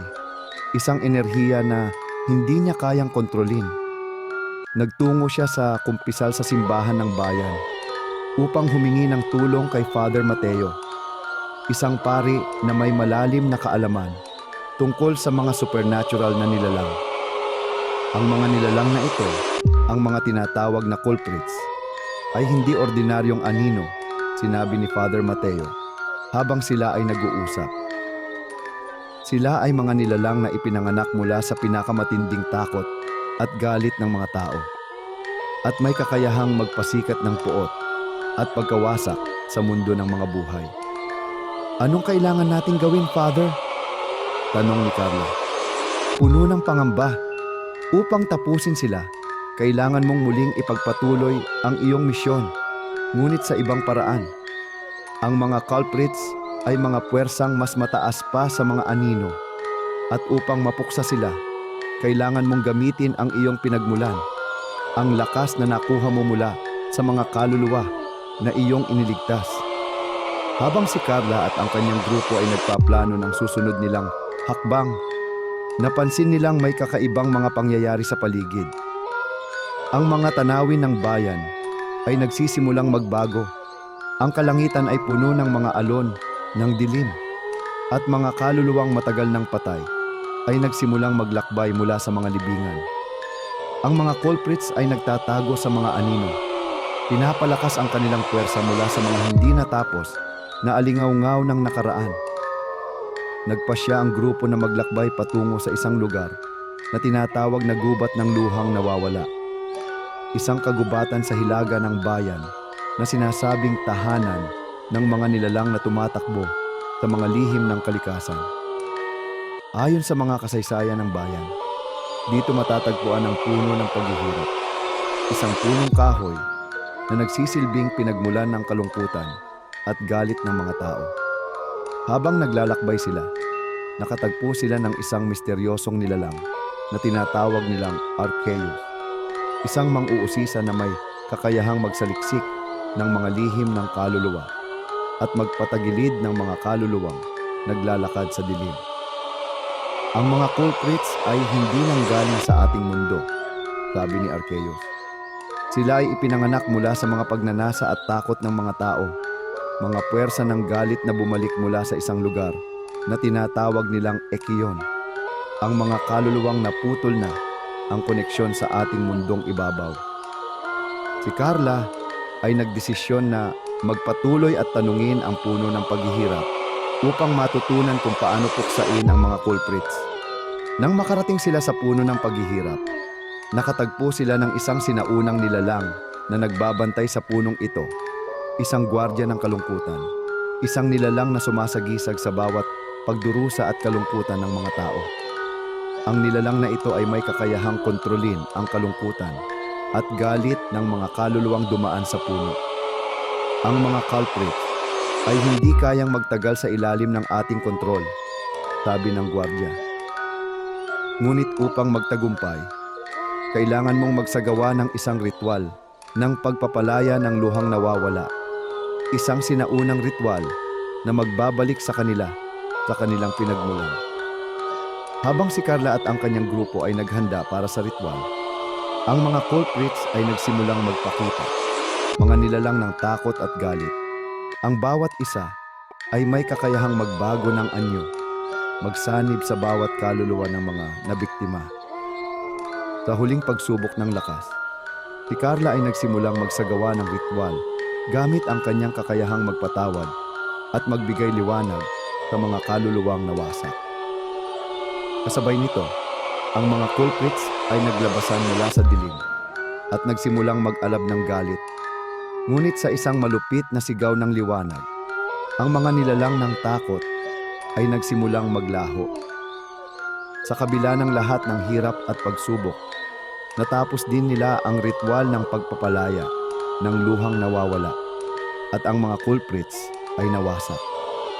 Ang bayan ng San Isidro ay muling nahanap ang kapayapaan, ngunit si Carla at ang kanyang mga kaalyado ay hindi pa rin nakaramdam ng ganap na kaginhawahan. Ang mga anino ay palaging naroroon, sabi ni Carla, habang tinitingnan ang dilim ng kalangitan. At habang may takot at galit sa mundo, palaging may mga nilalang na muling babangon.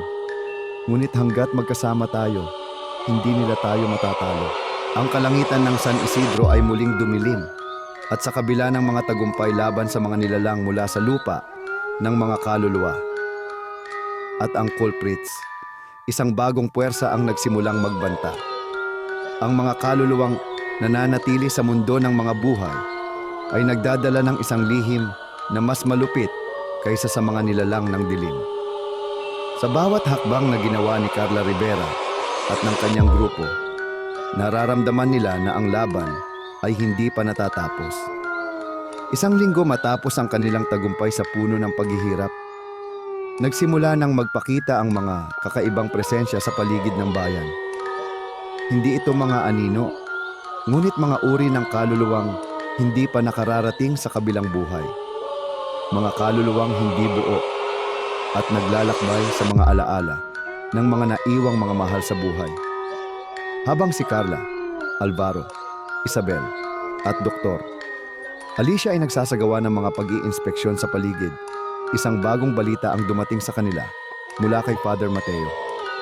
Ayon sa pare, may isang misteryosong grupo ng mga kaluluwang tinatawag na The Hollow Ones na nagsimulang magparamdam sa bayan. Ang mga kaluluwang ito ay hindi buo at nawalan ng layunin, kaya't sila'y patuloy na naglalakbay. Naghahanap ng mga kaluluwa upang sumanib at magparami. Ang mga The Hollow Ones ay isang uri ng kaluluwa na ipinanganak mula sa mga naiwang alaala. Mga kaluluwang hindi natapos ang kanilang mga misyon at nanatili sa mundo ng mga buhay. Ang kanilang layunin ay hindi na magpatawad, kundi sirain ang mga kaluluwang buhay na hindi nila matanggap.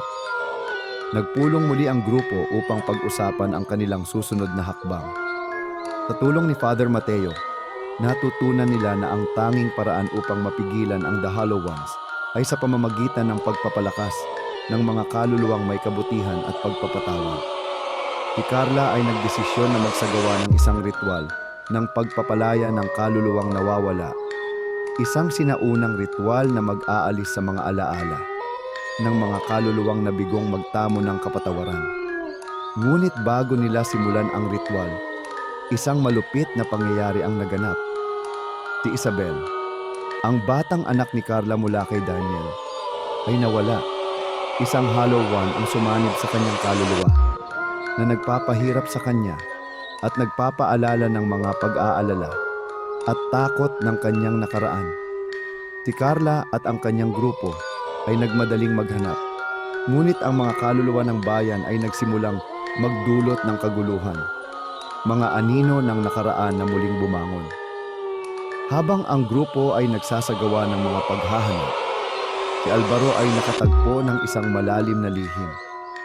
Sa isang lumang aklatan sa ilalim ng simbahan, nakatagpo siya ng isang sinaunang scroll na naglalaman ng mga ritual ng kaluluwang nabigo. Sa scroll ay nakasulat ang isang bahagi ng kasaysayan ng The Hollow Ones. Ang mga kaluluwang ito ay mula sa isang sinaunang sibilisasyon na tinatawag nilang Ekyon, isang lugar na napuno ng kalungkutan, takot, at galit ng mga nawawalang kaluluwa. Ang mga kaluluwang ito ay hindi na kayang maging buo at naghahanap ng kaligtasan sa pamamagitan ng pagsanib sa mga buhay na kaluluwa.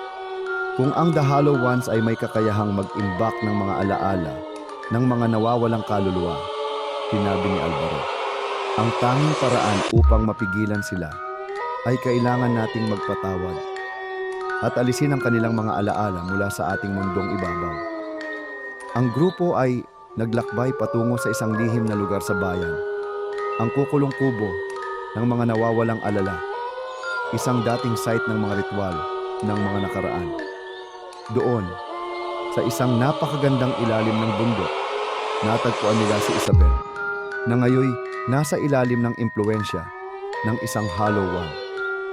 Ang kanyang mga mata ay puno ng dilim at takot, at ang kanyang katawan ay tila ba kumikilos sa ilalim ng mga alaala ng mga nawawalang kaluluwa. Hindi ito ang aking anak, sabi ni Carla. Ang kanyang tinig ay puno ng lungkot at takot. Ang kaluluwa ni Isabel ay nawasak.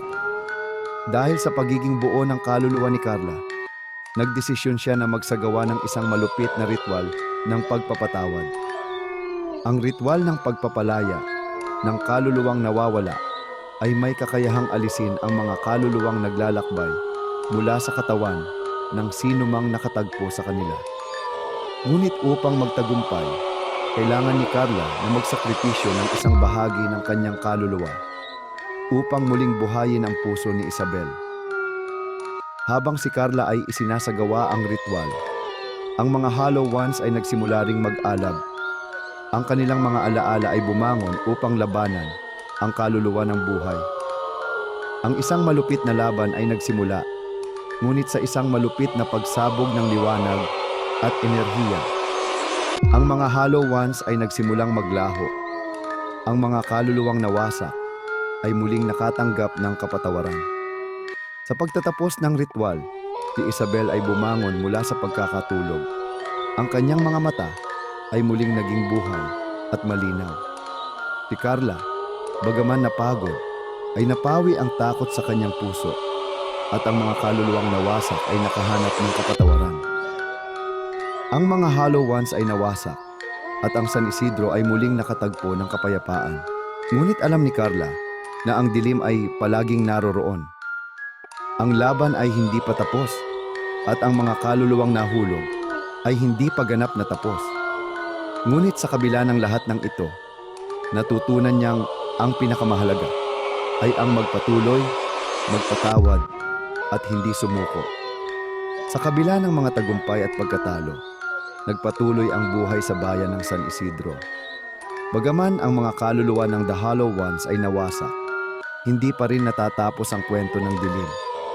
Isang hindi inaasahang pangyayari ang magbabalik sa kanila sa isang mas matinding pagsubok, ang kaharian ng mga nawawalang kaluluwa. Matapos ang kanilang laban sa mga Hollow Ones, si Carla at ang kanyang grupo ay muling bumalik sa kanilang mga buhay. Ngunit sa kabila ng panandali ang kapayapaan, nagsimulang magpakita ang mga simbolo sa paligid ng bayan. Mga malalaking krus sa mga puno at mga pader ng simbahan. Ang mga simbolong ito ay nagsimulang magdulot ng takot at kalituhan sa mga tao. Kasabay nito isang misteryosong tinig ang nagsimulang marinig sa mga kalaliman ng gabi. Ang inyong tagumpay ay pansamantala lamang. Ang tinig ay dumaan sa hangin.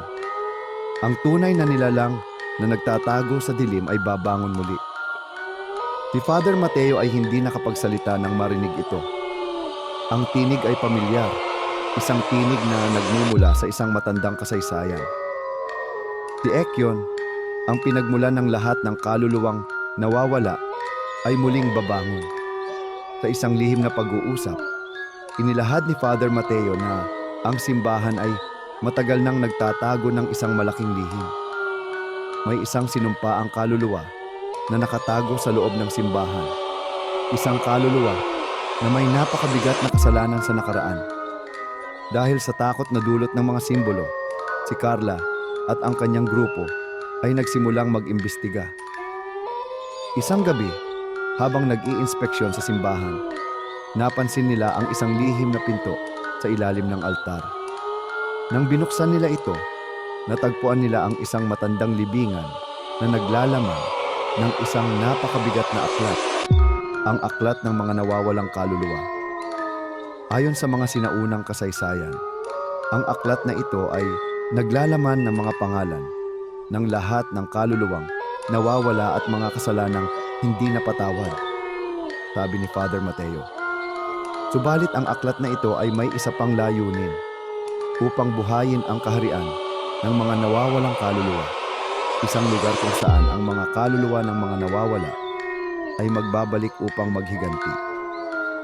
Habang binabasa ni Carla ang mga pahina ng aklat, nagsimula siyang makaramdam ng kakaibang presensya. Ang mga kaluluwa na nakatago sa mga pahina ng aklat ay tila nagsimulang magsalita. Ang mga pangalan ay nagliwanag sa dilim at isang bagong puwersa ang nagsimulang magpakita. Isang malupit na pagninilay ang nagsimula sa San Isidro. Ang kaharian ng mga nawawalang kaluluwa ay nagsimulang magbukas ng pintuan at mga kaluluwa na matagal nang nawala ay muling lumitaw. Hindi sila mga ordinaryong kaluluwa. Ang mga ito ay mga kaluluwang pinuno ng mga kasaysayan ng kasamaan at puot, mga kaluluwa na hindi kailanman natutunan magpatawad. Si Carla at ang kanyang grupo ay muling nagtulungan upang harapin ang mga kaluluwang ito. Ngunit sa bawat hakbang nila, mas lalo nilang naramdaman ang bigat ng kasaysayan ng bayan. Ang Ekyon, ang pinagmulan ng lahat ng kaluluwang nawawala, ay nagpakita sa kanilang harapan. Ekyon, ang pinuno ng mga kaluluwa, ay isang nilalang na nabuhay noong unang panahon. Siya ay isang makapangyarihang mang-uusisa at pinuno ng isang sibilisasyon na ipinanganak mula sa puot at galit. Ang kanyang kaluluwa ay itinakwil at ipinadala sa isang lugar ng mga nawawalang kaluluwa upang maghiganti sa mga mundong ibabaw. Nagbalik ako upang tapusin ang inyong paghihirap, sinabi ni Ekyon sa isang malalim na tinig. Ang kaharian ng mga nawawalang kaluluwa ay muling magbabalik sa inyong mundo. Habang si Carla at ang kanyang grupo ay naglalaban-laban sa mga kaluluwang nawawala, nagsimula silang magsagawa ng isang ritual ng liwanag at pagpapatawad. Ang ritual ay may kakayahang magbigay liwanag sa dilim at magpatawad sa mga kaluluwang nawawala.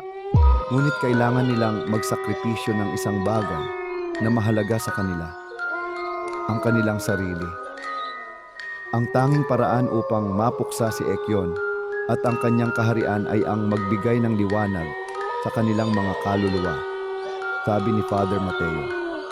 Ngunit ang liwanag ay hindi magmumula sa atin, kundi sa ating kapasidad na magpatawad. Sa isang malupit na ritual, Carla at ang kanyang grupo ay nagsagawa ng pagsasakripisyo ng kanilang mga takot at galit. Ang bawat isa sa kanila ay nagbigay ng bahagi ng kanilang mga kaluluwa upang mapawi ang kasaysayan ng kasamaan ni Ekyon. Sa isang malupit na pagsabog ng liwanag, naglaho ang kaharian ng mga nawawalang kaluluwa. Ang mga kaluluwa ni Ekyon at ng mga nawawala ay muling nahanap ang kanilang kapatawaran, at ang bayan ng San Isidro ay muling nahanap ang kapayapaan. Ngunit si Carla ay nakaramdam ng isang kakaibang kalungkutan. Ang laban ay hindi pa natatapos, at ang kanyang paglalakbay patungo sa pagpatawad at liwanag ay patuloy pa rin. Ang kaluluwa ay laging naglalakbay, at hanggat may mga takot at galit, palaging may mga kaluluwang muling babangon, sabi ni Carla, habang tinitingnan ang kalangitan. Ngunit hanggat tayo ay magkasama, ang dilim ay hindi magtatagumpay. Sa mga linggong lumipas, ang San Isidro ay muling nakatagpo ng kapayapaan.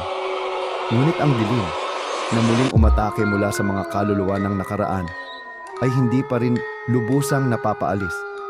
Sa paglipas ng panahon, si Carla at ang kanyang grupo ay nagpatuloy sa kanilang buhay.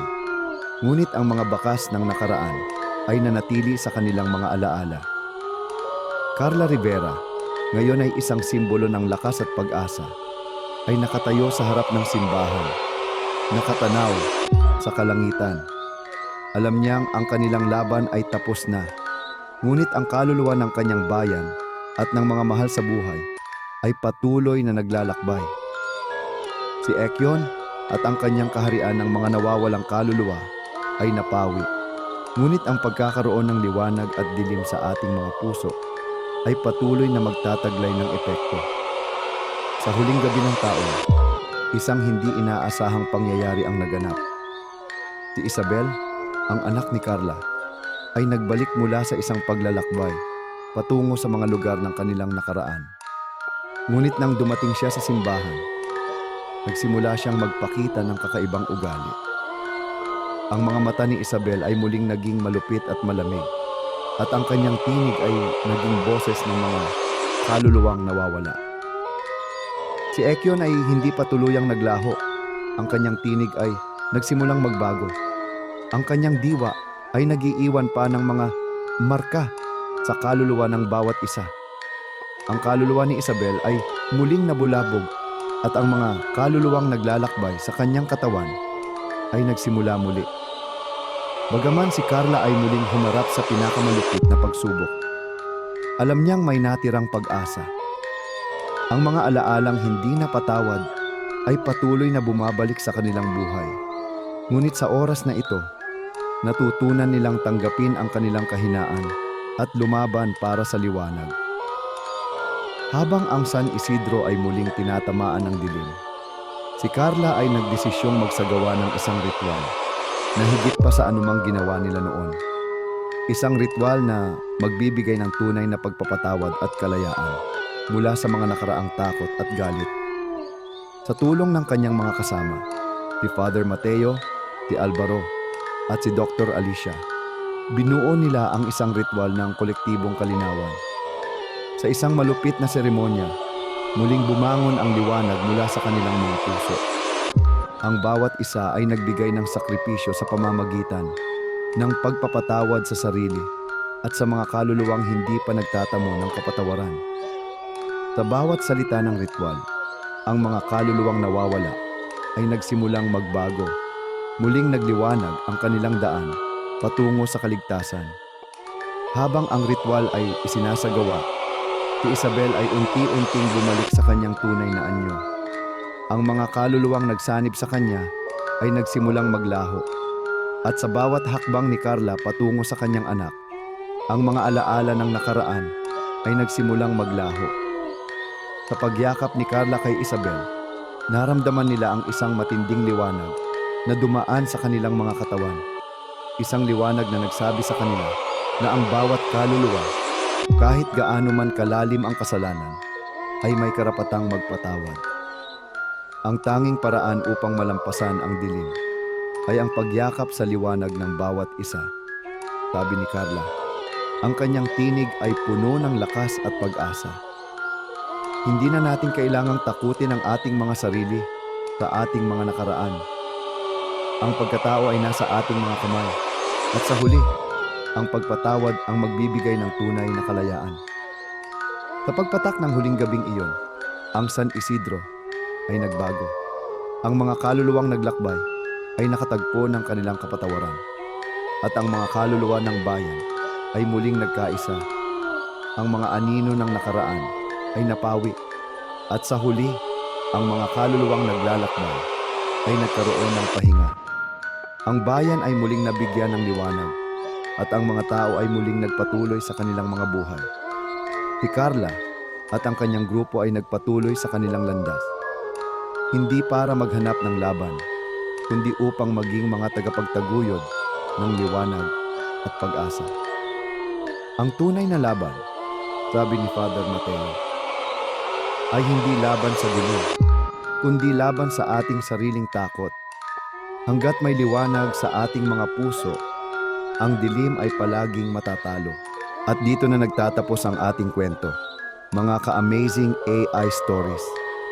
Sa bawat takot, pag-asa, at lihim na ating nasilayan, natutunan natin na ang pinakamahalaga ay ang liwanag na mula sa ating mga puso. Ang dilim ay hindi magtatagumpay dahil sa bawat hakbang ng pagpapatawad at pag-ibig, ang kaluluwa ng bawat isa ay muling magbabalik sa liwanag. Maraming salamat sa pagsama sa ating paglalakbay ngayong gabi. Naway magsilbing gabay ang kwentong ito sa inyong mga buhay. Hanggang sa muli mga ka-amazing, naway lagi kayong maglakbay ng may pag-asa at tapang. Huwag kalimutan, ang kwento ay patuloy na nabubuo at kayo, mga ka-amazing, ang nagbibigay buhay sa bawat salita. At bago tayo tuluyang magpaalam, mga ka-amazing AI stories, iniimbitahan ko kayong i-like, i-share at mag-comment sa ating YouTube channel, Amazing AI Stories. Kung nagustuhan ninyo ang ating kwento ngayong gabi, siguraduhin ninyong mag-subscribe at i-click ang notification bell para lagi kayong updated sa ating mga bagong kwento ng katatakutan, misteryo, at kababalaghan. Ang inyong suporta ay nagbibigay inspirasyon upang ipagpatuloy natin ang paghahatid ng mga nakakakilabot at kapanapanabik na kwento. Kaya't huwag kalimutang mag-iwan ng inyong mga opinyon sa comment section. Nais naming marinig ang inyong mga reaksyon at ideya para sa ating mga susunod na kwento. Salamat sa pagsama, mga ka-amazing. Hanggang sa susunod na kwento, manatiling ligtas at huwag kalimutan. Sa dilim, may mga matang nagmamasid. Subscribe now, Amazing AI Stories. Red.